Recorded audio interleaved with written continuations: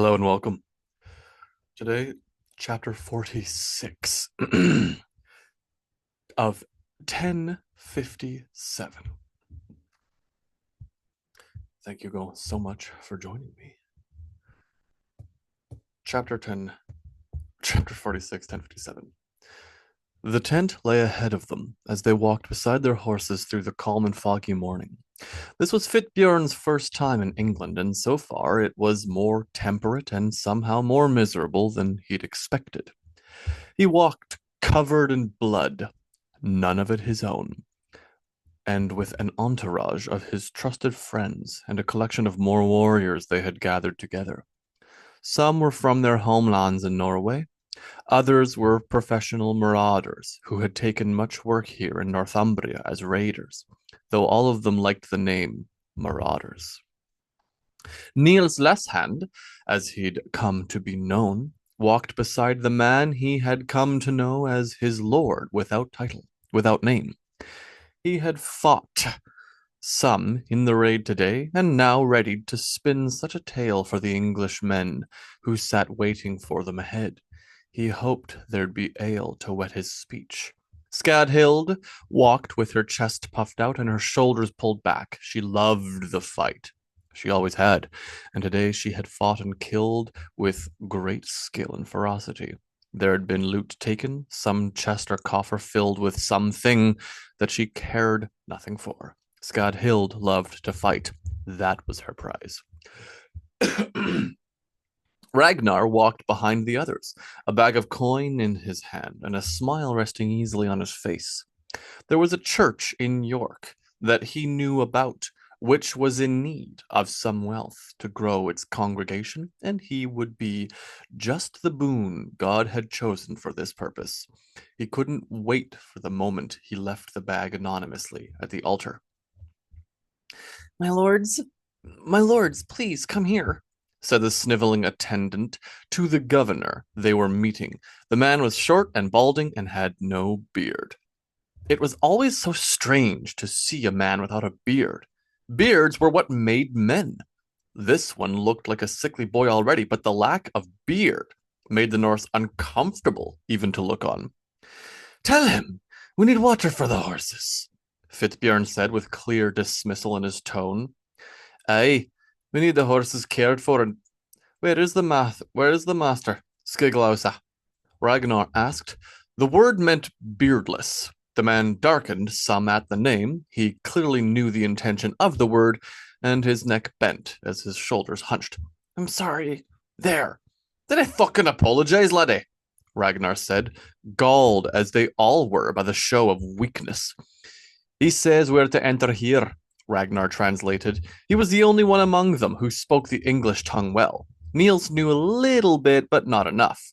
They walked past the man and into the tent. Wait, I haven't announced you. Skadhild pushed the man aside as she brushed past, and the four of them entered the tent while the rest of their marauders waited outside. There within, chatting with a noble-looking man, sat the Earl of Northumbria. This was the man whom they had heard had work he would play for, and they had come seeking that work. Little did they know it was to raid in and among his own lands. Ah, you have come back, my lords. How was the battle? Tostig Godvinson asked. Ragnar translated the words. The man sat regally, a posture he didn't look like he believed he deserved. He did wear a short beard that was trimmed and manicured, a thing the warriors all thought strange, but less so than the attendant. It was little like a battle. The raid against some armed peasants, Fitbjorn said, but this revolt is done with. Tostig smiled after hearing the English from Ragnar. Good. My people need to know they cannot rise against me. Of course not. Foreign warriors are invited to oppress them in your name. Where is my payment? At this, the man's expression quivered a moment, but stayed in place. His eyes turned near hostile, though. Yes. I do what I must to maintain this cursed fucking realm. Soon again, my dear, you won't have your place renewed. You will have your place renewed in the court of England, the woman said, putting a hand on her husband's arm. You know I cannot stand to play at court politics, Judith. I want more than this. He looked at the warriors before him. I think it is the same with your own king. I have heard so much tell of this Harold Sigurdsson, a strong and noble leader, no doubt. Have you met him? He asks if we know Harold the king, Ragnar said with a smirk. No, the others all responded at once and far too quickly. You know he has a claim to the throne of England, which he inherited from the King Magnus, who had made a deal with the old King Harthacnut. But though he died 10 years ago or more, Magnus never worked for the claim. We know this all. The Norway King must know it too. Come and sit with me. We should bring food, he ordered with a clap of his hands. Tell me of the fighting. I want to know what it was like. Best you find yourself up to your ankles in mud with a hateful man bearing down on you to know that, Ragnar said. He did, however, take a seat on the one of the wooden stools that were at the tent walls. The others followed him in this. Yes, well, I should have a chance. I should have a chance one day to fight. The business of ruling is too burdensome for now, which is why I find use for you as retainers, he said with a smile. The food he'd summoned was brought in, a haunch of deer on a spit and warm bread. Let us thank. He paused as Fitbjorn, Niels, and Skadhild all dug their hands forth and started to eat. Ragnar shook his head. Go on and thank the Lord, laddie. They're nae listening. Ragnar, Earl Tostig, and the woman, his wife Judith, all put their hands together and bowed their heads in prayer, thanking their God for the food they were about to eat. Is your God going to let you eat now? Fitbjorn asked, and Skadhild snickered. What did he say? Tostig asked. Oh, just some blasphemy. He asked if God will let us eat after the prayer. God lets us eat whenever we wish, but all things are in his purview, and so we thank him for this food we were planned to eat now, Tostig said. Niels furrowed his brow at the translation, though his mouth was full. That's, he said through chewing. Every time? Skadhild laughed louder now. These heathen folk dinna say any kind of grace before a meal, Ragnar said in English to Tostig. You don't thank your gods at all? It makes sense, them not being real, of course. I thank my gods often, Fitbjorn responded to Ragnar, letting him speak the words back. But they are not so in need that I do so before each time I eat. Feasting and eating well is a way to impress the gods, but they do not care about so little a thing as this. There are moments in my life where I have felt the power of the gods upon me, and for that I am thankful. For those I make sacrifices to the gods. Like when you pour out drink, Ragnar said, excited. As a form of grace there, laddie. You see, we all do it. Ragnar laughed. No, Fitbjorn laughed with his friend.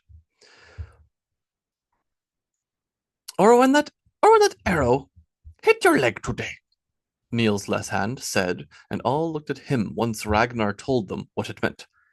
What happened? Tostig said, excited. Oh, do tell me. He put his food down, having barely touched it. The white bear here stood by... The white bear here. This is Niels speaking and translated by Ragnar. The white bear here stood by a cart full of grain, his shield and sword held firm and flying as he fought back the rebels. The sky was clear, and the sun shone down on his valiant form. He was done with slaying a young warrior and turned to seek out more foes, when an arrow flew from the hunting bow right for him. Now, he was taken much with his fight, and so didn't see the arrow in time. But his armor is strong, and his body mighty. The arrow slammed here into the front of his leg and sent him a step back, but only one step. The arrow landed right onto the chain shirt, and it extended there low, and only a small cut came of the tip. Amazing! That is a glorious tale, Tostig said. Bjorn found himself annoyed at how easily the man was impressed. He said nothing, only took another bite of the venison. From there we ran down and took the rest of the rebels from these lands. Niels finished. The peasants should think again if ever they wish to revolt like thus. You have all done good work here. What were they rebelling for? Asked Fitbjorn. Why was there a revolt to quell? They wanted more of me, as they always do. The tax is too high, there is not enough food, such useless things. And why don't you give them more food to quiet them? You have the money to hire us. You have the money. That is not the way of rule. I cannot simply bend to the demand of peasants. No, no, no. I must show them force and steel if they ever speak out against me or mine. I am no weak earl in these lands, and they will know my strength. He spoke with a wildness in his eye that grew more unfocused with each word. Fitbjorn noted that there seemed to be something deeply wrong with the man that he only barely managed to hide. And where next should you be sending us? Asked Niels. Surely there are more peasants who need your rule established. This he asked with genuine excitement at the prospect of more raiding. Actually, there is something that I would have further from you. I wonder as to the disposition of this king of yours. What would he think of coming to England to press his claim? This Edward king would surely have to strike a deal with so strong a man as that. Aye, well, he may do. But for now, he's busy securing his own realm. The Danes are proving an impossible people to overcome, you see. He fights them on the yearly. He switched to Norse. Niels, what's the poem said about Harold raiding in the Danelands? Faster lay waste, as people tell. The raven in their isles fared well. The Danes were everywhere in fear for the dread foray every year. Ragnar told Tostig the lines, though they didn't rhyme in his translation. Well, perhaps you could all carry forth a message to this king of yours. What say you to that? This one is a storyteller. He'd remember the words I have to tell, wouldn't he? So that no writing has to be put down. What are you thinking, laddie? An alliance. Harold has a righteous claim to the throne, but he would need backing to come and secure it. The Earl of Northumbria could be at his side if he were to offer me considerations for my support. That's treason talk, innit? You dinna ken the lot of us as that well. How speak you so flagrantly of working against your own liege lord? Because Edward has banished me. He looked around and quieted some. I think England is in need of a new king. Harold is strong, but he'd spend his time in Norway, so he will need strong lords and barons to keep his rule in safety. The man said with a strange unfocused smile. Ragnar, don't translate this, Niels said, but Fitbjorn made eye contact with him before he had any chance to continue. There was a slight shake of his head, and his expression quieted Niels immediately. I think we should go and drink elsewhere tonight. I want something better than this ale. He looked carefully, and Ragnar nodded along as he spoke. What did he say? No important, laddie. Best you just have our payment handed us, and we'll be on our way. We'll be staying here about in Jorvik. So, you know where you can find us to commission more work, eh? Tostig shook his head. What? Speak English, please. I don't know your tongue. But he laughed as he said this, and thus his joke was clear. Go on, then. Athelstan? He called and the beardless man entered with a small chest held in both arms.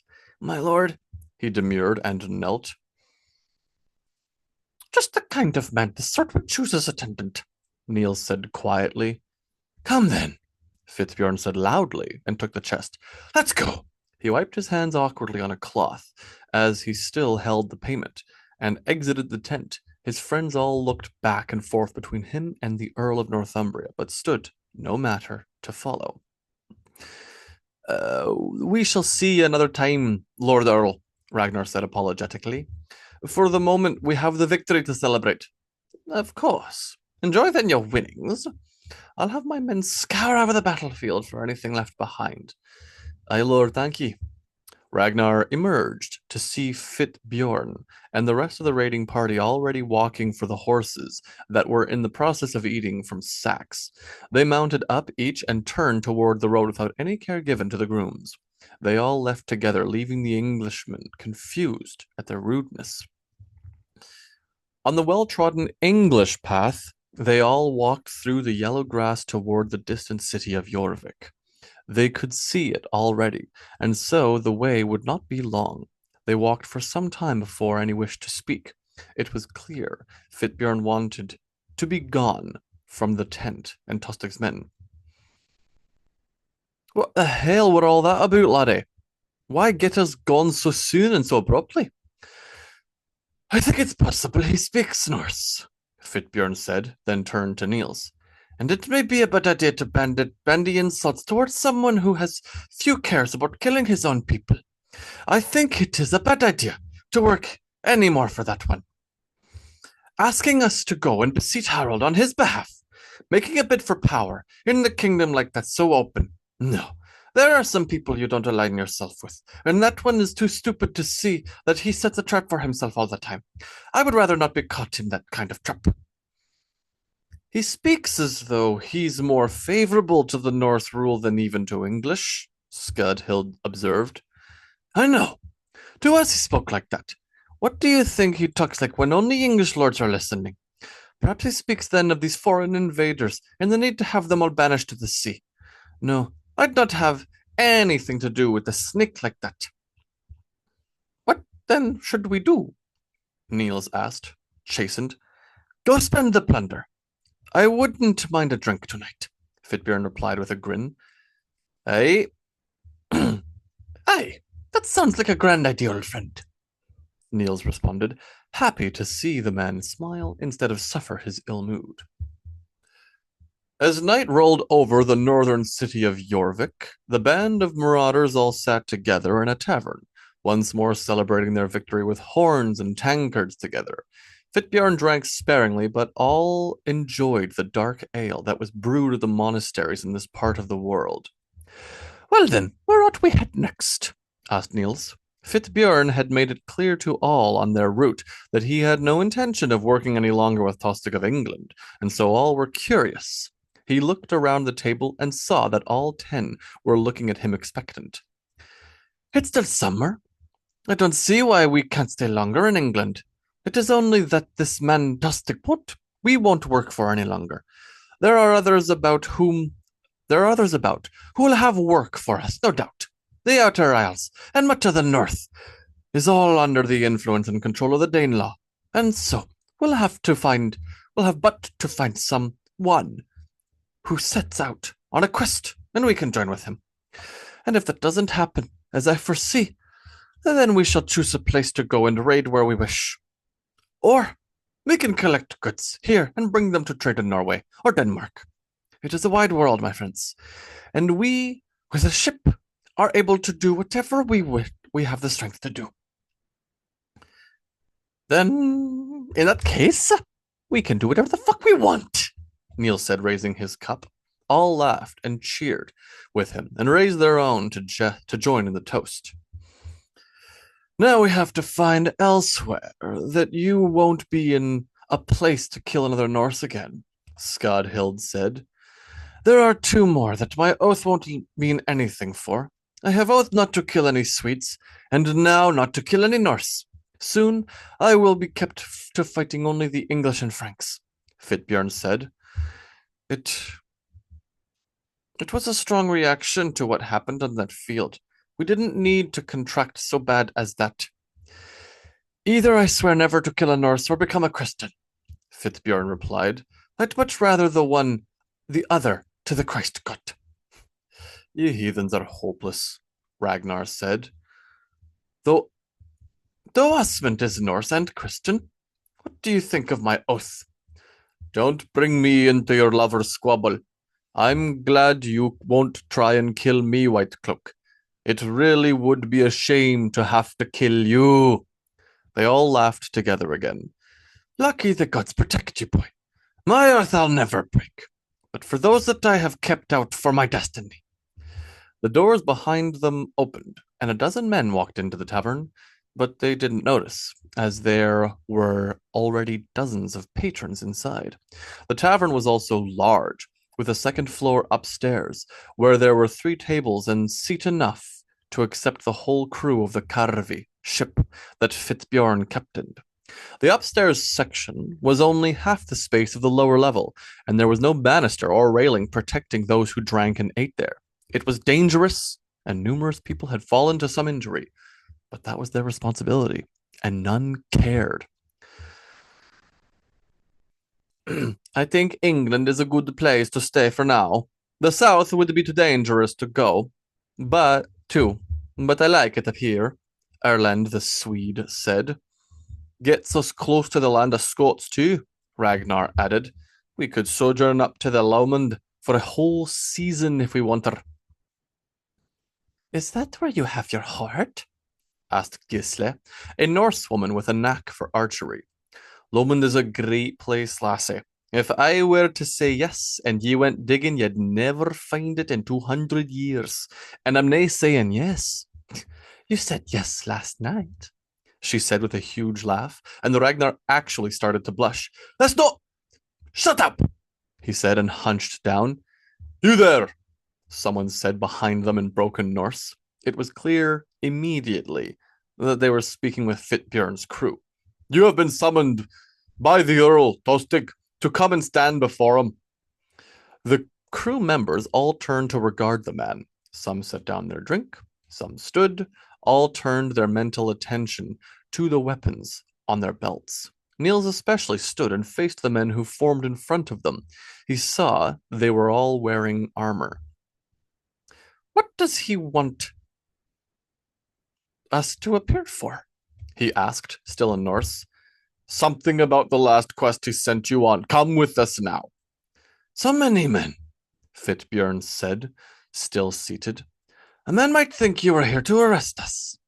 Just come with us. All will be answered. But who'll do the answering? Fitbjorn said loud enough to be heard by the whole crew.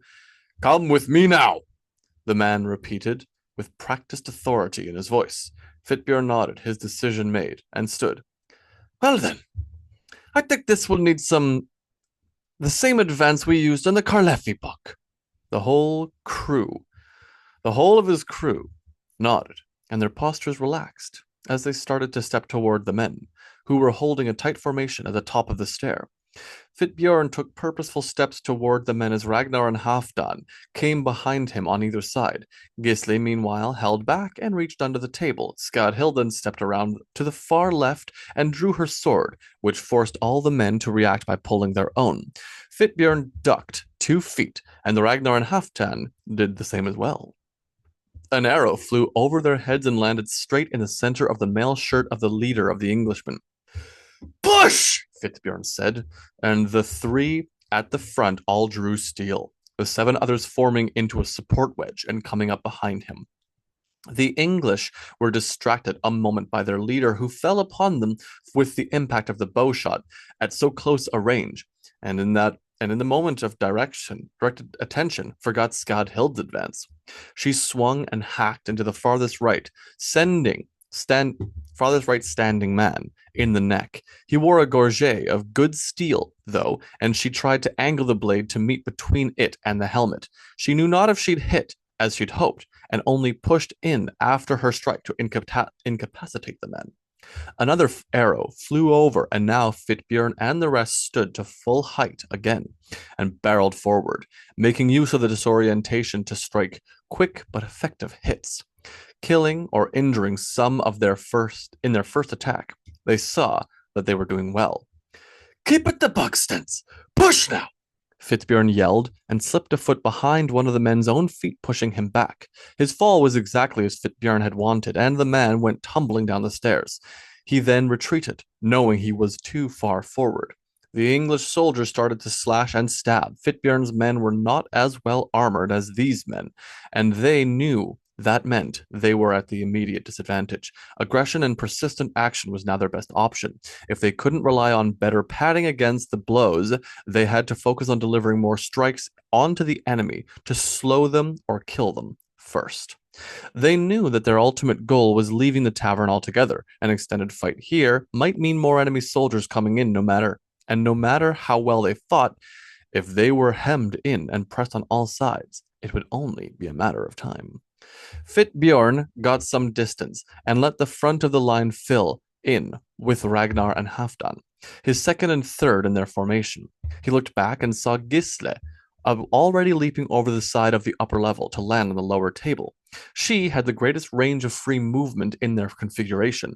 As a skilled and mobile archer, she could change the nature of the fight by getting to where she was most needed, and she had a real talent for reading a fight and knowing where she was best to put herself.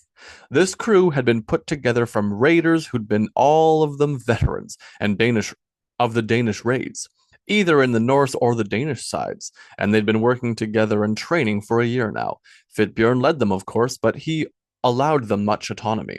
The whole of the crew worked well together, and they enjoyed fighting as they did. Gisle leaping the side meant there were no enemy behind her, but that the stairs was now a threat zone. Fitbjorn deduced in a second that meant some of the patrons were more than happy to join with the soldier's purpose and work against his crew. Well, happy for now.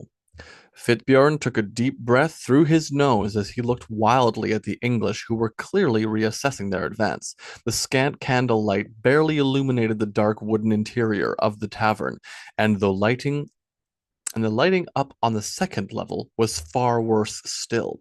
He struck down with his sword and hammered again, and on the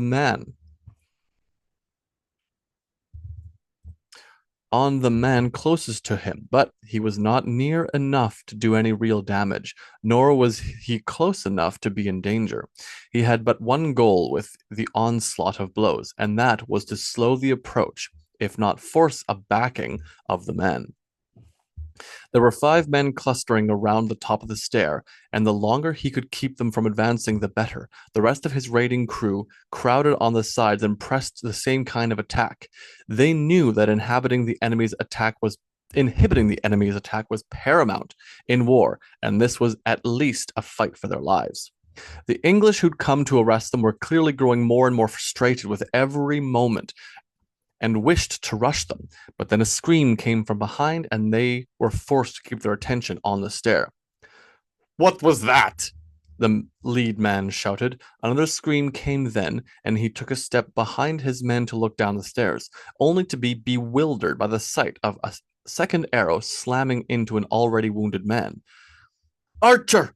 The archer is on the floor! Knut! Harm!"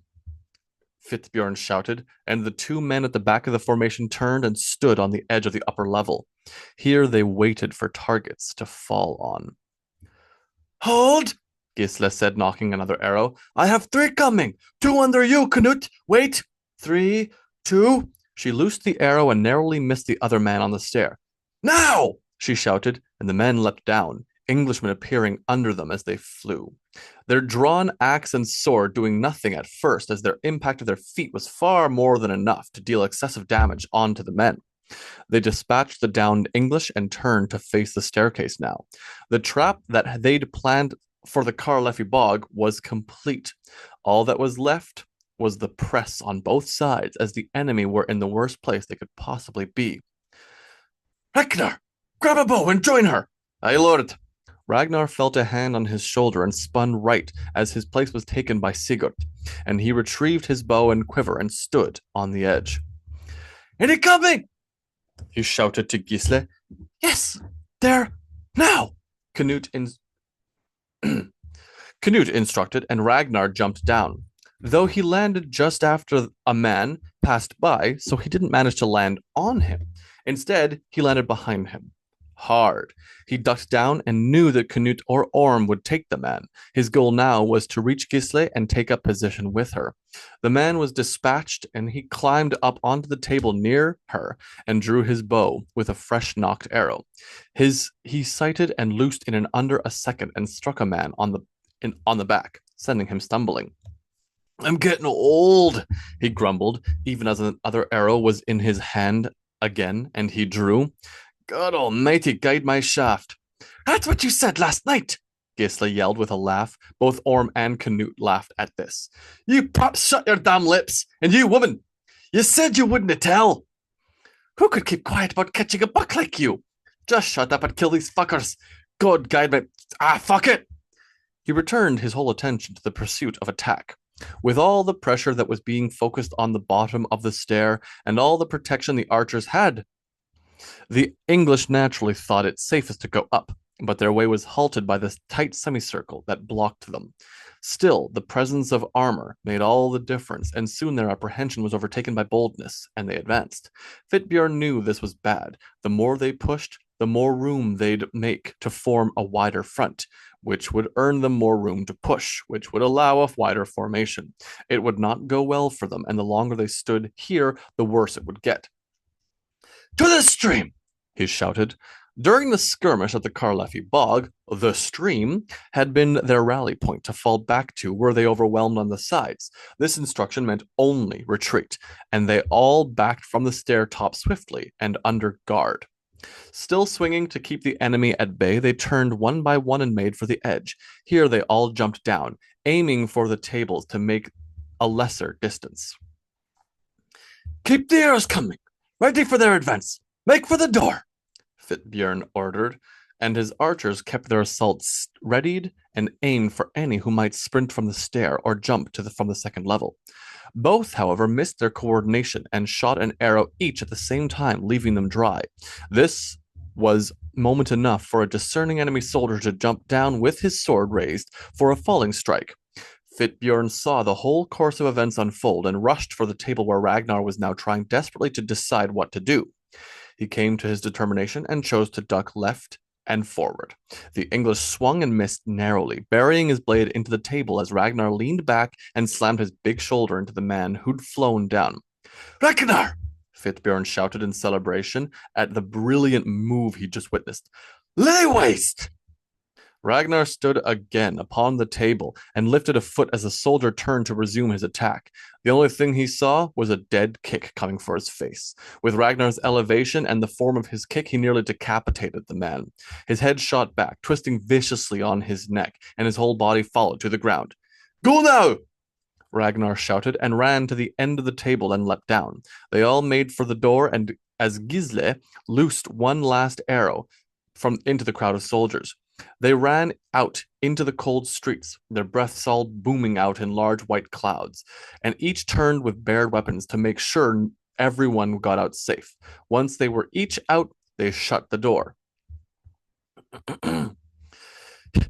Is there anything to block this with? Skadhild shouted. No, get to the horses. Stephen the Dane said. Some knew that the closed door might stop the soldiers for a second if they expected an attack on the other side. They hoped it would. The party ran for the posts nearby that held their mounts, and they each hurriedly untied and mounted, not bothering to wait for everyone else to be ready. Looks like the soldiers didn't wait too long at all, Osmond shouted as he saw the English pouring out of the tavern behind them. Gisle and Ragnar both drew and shot arrows back for the front door, forcing some to dive for the protection within. Cover us while we mount. Sigurd, take your bow and help them. Aye, lord. The man pulled his bow and retrieved an arrow from the quiver that was slung across from his saddle side. He drew and timed his shot with the other two, making a constant stream the enemy wouldn't be able to organize around. What gate? Shouted Niels. Make for the east gate. We go for the bridge east outside the city. Fitbjorn said. This is the moment. Go! Gisle and Ragnar both slung their bows over their shoulders and mounted quickly. They all kicked their horses to powerful gallop and fled the scene together. Hell yeah. Love that chapter. Had a lot of fun with it. Definitely one of those things where it's like, obviously, making stuff up, having fun, good times, but get to introduce Tostig, which is good for later, because, if you know, you know. Yeah, so Thank you again for joining me, and I'll see you in the next one.